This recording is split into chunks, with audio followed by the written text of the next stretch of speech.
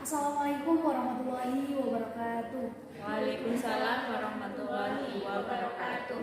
Mohon maaf video ini mengganggu waktunya. Kami dari Universitas Peradaban ingin mewawancarai Ibu dalam mata kuliah Etika dan Profesi Keguruan. Izin wawancara Ibu. Sebisanya saya bantu. Kalau nanti tidak bisa memuaskan, ya dipuaskan sendiri. Gitu ya. Masuk ke pertanyaannya ya Bu. Untuk pertanyaan yang pertama, sebagai seorang guru, seperti apakah Anda memaknai kode etik guru?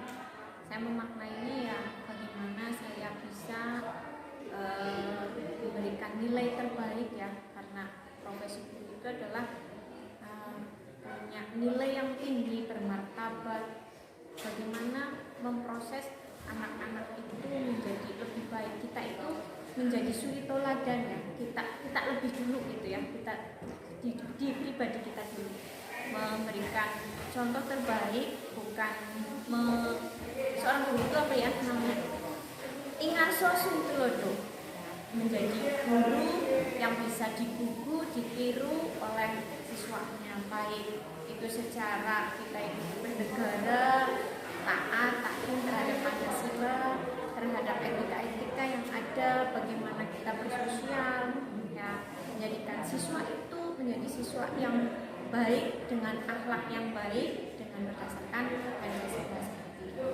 Setidaknya ya, kalaupun memang karena siswa itu kan harus dibimbing ya, mungkin yang tadinya masuk ke sekolah itu masih belum, etikanya belum baik lah, kita harus bimbing baik dari moralnya, terus kemudian kita bimbing juga dia mau apa sih, seperti apa, menggali potensinya seperti itu.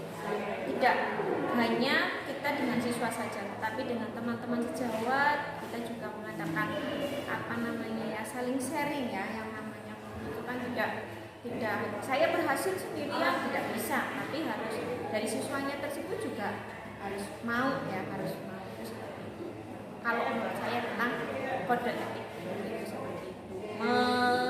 Apa ya, satu profesi yang sangat nilainya sangat tinggi menurut saya. Karena apa? Kalau yang lain kan menuntut kita harus berprestasi tanpa ada kita itu mencontoh dulu ya, menjadikan contoh. Tapi kalau jadi guru itu betul-betul siswa mau merah, kuning, hijau tergantung kitanya kan ya, nyontok kita sebagai gurunya. Oh, gurunya ketika ketemu dengan siapa berjabat tangan, oh salaman, tersenyum, insya Allah siswanya akan jadi.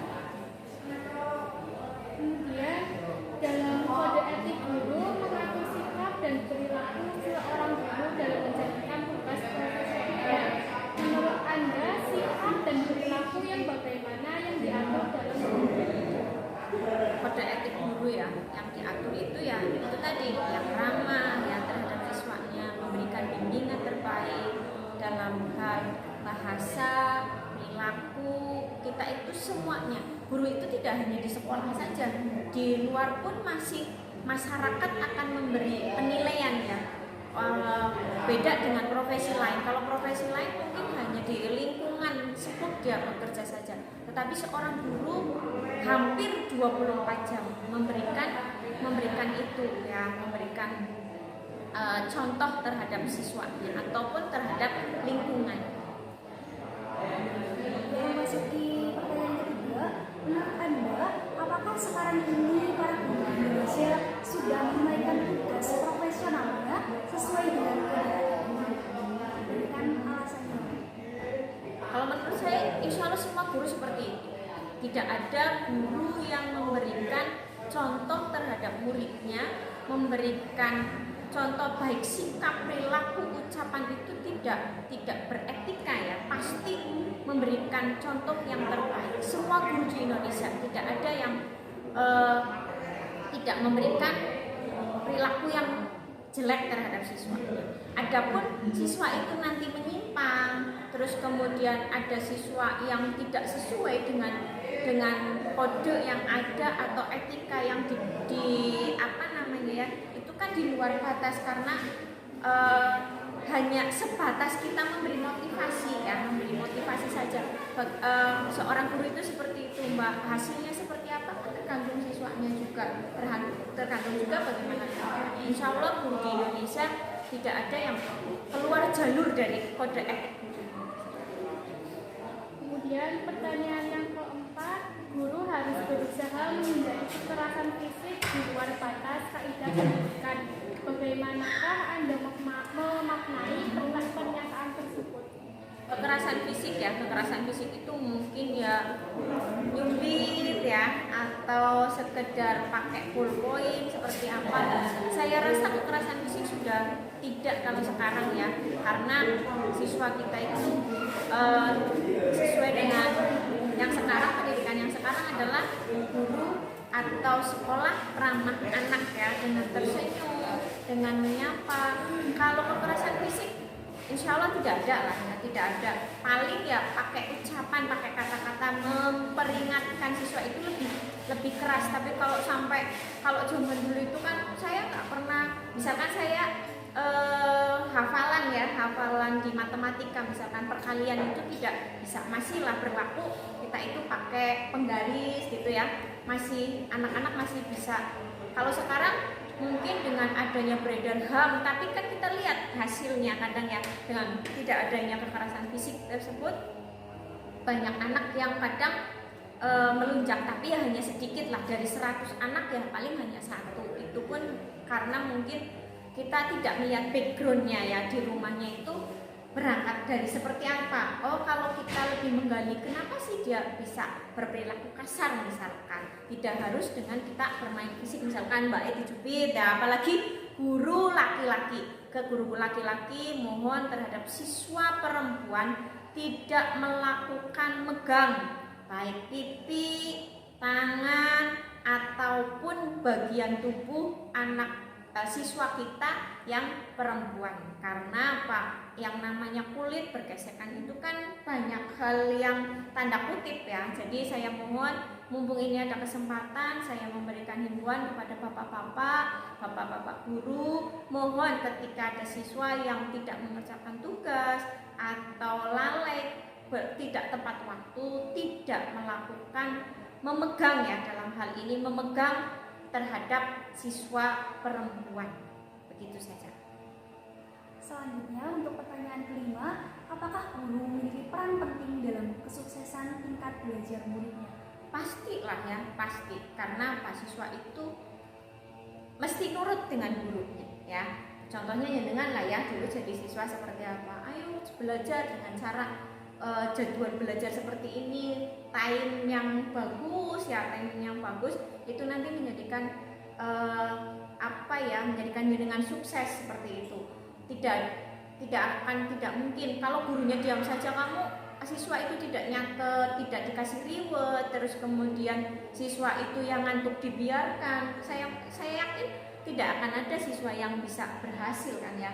Saya yakin dari dengan dulu diajar. Bule ini pernah ngajari, oh cara belajarnya begitu, di malam hari, misalkan di malam hari itu dia beliau belajar, kan berarti ada yang nyangkut di memorinya. Oh ya, saya mencoba untuk metode yang digunakan supaya kira-kira saya nanti berhasil atau tidak, kan seperti itu. Ada peranan penting dari seorang guru untuk menjadikan siswa tersebut bisa berhasil untuk belajar. Kemudian pertanyaan yang keenam, seberapa pentingkah hubungan profesionalisme guru dalam belajar mengajar murid dengan tingkat belajar murid? Profesionalisme dalam belajar mengajar ya, bagaimana profesionalnya. Hubungan timbal balik ya, kayak dalam biologi itu, kita seorang guru itu ya harus tahu dulu siswanya kita. Oh, dari 20 siswa itu mana yang seneng nyatet kan ya, terus kemudian seneng belajarnya lewat YouTube. Kalau sekarang karena metodenya adalah berbasis IT semua ya, meskipun saya juga harus belajar dulu ya, kadang saya juga belajar dengan siswanya atau siswa mana, kita harus mengerti dulu ya dengan profesi itu, maka nanti tingkat belajar siswa. Tingkat belajar siswa itu diupayakan dengan cara saya mengenal siswa saya, kesenangannya apa, kesukaannya apa, kebiasaannya apa, supaya dia menangkap itu. Insya Allah akan ada hubungan profesionalisme. Sehebat apapun saya punya metode, ketika saya tidak tahu, tidak memahami siswa saya, otomatis tingkat belajar siswa saya tidak akan pernah naik. Ya, selanjutnya yang pertanyaan ketujuh, bagaimana cara mengajar guru yang profesional menurut Anda? Saya nggak profesional. Ditanya yang profesional, ya guru yang profesional mungkin datang tepat waktu, terus kemudian memberikan reward terhadap siswanya, terus tadilah hubungan interaksinya terhadap siswanya, ya mengenal siswanya, kebiasaannya, terus kemudian caranya dia belajar seperti apa. Terus kita juga mungkin ada sedikit mengorek dari segi keluarganya seperti apa, itu mungkin akan menjadikan kita akan jadi guru yang profesional, maksudnya ya profesional dalam artian bisa membawa siswa itu bisa belajar lebih mandiri, terus kemudian bisa menghasilkan output yang lebih baik. Mungkin dari satu, ada beberapa siswa yang ekstraknya di materi pelajaran tidak bisa, maka dia akan disupport untuk di ekstra kurikulernya. Siswa yang mampu di mata pelajaran, maka kita lebih fokuskan itu. Nah, itu mungkin seperti itu kalau menurut saya profesional. Terus kemudian saat tadi ya, tepat waktu, memberikan reward terhadap siswanya, mengenal siswa. Terus kemudian kita juga mencontohkan, meneladani, tidak keluar ruang kelas sebelum bel itu berbunyi gitu ya, karena ini kan sangat Mbak, sangat mempengaruhi. Loh, Pak gurunya saya datangnya telat, Pak gurunya saya jamnya belum berakhir, dia berakhir. Oh, apalagi bapak-bapak yang masih merokok. Jadi kalau keluar kelas atau di lingkungan sekolah lebih baik, karena kita adalah seorang pendidik ya profesional, tidak merokok di lingkungan sekolah, karena kita adalah ingat sosum londo ingat manusia tuturi handai. Kemudian bagaimana ciri guru yang profesional menurut Anda? Profesionalnya tadi ya, menyiapkan perangkat pembelajarannya. Tadi seperti di awal lagi, tepat waktu ya, terus mengenal siswanya ya, mengenal siswa, cirinya seperti itu. Datang tepat waktu, apalagi tadi Mbak, meneladani siswanya ya, terus mempersiapkan. Oh, saya materinya yang mau diajarkan ke siswa itu apa, dia paham. Oh, materinya ini, mengajarnya pun secara runut ya, sistematis, tidak loncat-loncat misalkan, tidak sistematis. Oh, ini dari misalkan di materi saya itu di kelas 10, sekarang lagi keanekaragaman hayati. Tahu-tahunya kita langsung ke persebaran flora, padahal anak belum tahu keanekaragaman hayati itu apa, pengertiannya saja belum paham ya. Nanti kira-kira saya itu di kelas sudah punya rancangan lah, paling tidak punya rancangan seperti itu. Oh, saya mengajarnya nanti sistematis dari A, B, C, D, nanti berakhir di seperti itu. Baik, selanjutnya, sejauh manakah seorang guru menjalin kerjasama dengan orang tua atau wali dalam menjalankan profesinya? Sejauh mana ya? Ya sejauh apanya ya, berarti karena kita itu satu lingkungan ya, untuk membentuk hasil anak yang baik secara moral, etika, ataupun dari nilai. Maka kita itu ya sering sharing. Misalkan kalau kita lihat siswa itu sudah 5 hari kerja, 5 hari tidak berangkat, kita bisa sambangi rumahnya dengan ada home visit. Atau karena sekarang medianya adalah media sosial, ya paling tidak kita menghubunginya lewat sosial media. Bapak Ibu sehat, atau kita tahu pekerjaannya, tahu penghasilannya, profesinya dari keluarga itu, sehingga nanti kita memberikan ke anak itu ya, anak itu, oh bapak, kenapa misalkan di awal sekolah anak itu baik lah ya. Setelah di tengah perjalanan, misalkan sekarang Juli, Agustus, September, ternyata anak ini ada absen yang banyak, kan kita harus tahu ya, oh orang tuanya ternyata lagi dalam kondisi kolak mungkin ekonominya, biasanya seperti itu. Jadi kita harus ya mau menghasilkan siswa yang baik, ya kita otomatis ya tidak hanya tahunnya hanya pas semesteran ngambil rapot gitu ya, tapi harus terus menerus kita berhubungan secara baik emosionalnya. Dalam rangka apa?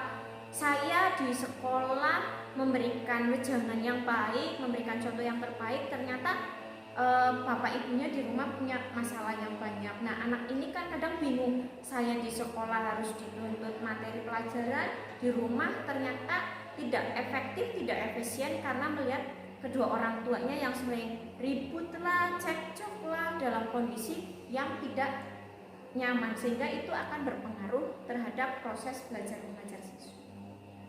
Kemudian pertanyaan yang terakhir, menurut pendapat Anda, bagaimanakah maksud pernyataan bahwa guru bekerja sama secara arif dengan masyarakat untuk meningkatkan prestise dan martabat profesinya? Ya sebatas kita dengan masyarakat itu ya yang baik ya. Otomatis ketika seorang guru itu seperti di awal, bahwa guru itu selalu menjadi teladan 24 jam baik di sekolah maupun di lingkungannya. Ketika kita seorang guru itu ketemu dengan dia wali murid atau masyarakat umum, itu tidak bertanya, tidak sumeh, sehingga mempengaruhinya apa? Lah anak saya nggak mau sekolah di SMA Nurul Huda misalkan. Kenapa sih? Karena gurunya tidak pernah sumeh, tidak pernah ramah, tidak pernah menyapa. Jadi ini sangat mempengaruhi ya, sangat mempengaruhi. Mau yang namanya guru itu ya harus seperti itu. Baik di masyarakat itu jadi jadi wali murid kita atau tidak, ya harus sumeh, harus ramah begitu, karena itu tadi berkaitan dengan prestis. Contoh misalkan dengan rumahnya Munggang Sari, saya dengan orang Munggang Sari siapa sih tidak kenal, kan akhirnya gurunya juga tidak dekat dengan kita. Tetapi kalau ketika kita dengan warga masyarakat, misalkan ini dalam satu wilayah desa Cilipur, saya kenal dengan semua warga Cilipur ataupun tidak, hanya dengan senyum saja, itu kan akan gurunya ramah ya, sehingga yang tadinya anak itu tidak mau disekolahkan di situ, akhirnya ya, apalagi kalau kita di lingkungan ini banyak pengajian, ada PKKRT, ada banyak pertemuan, kita ngikut di situ, maka warga masyarakat akan apa? Tidak enak juga.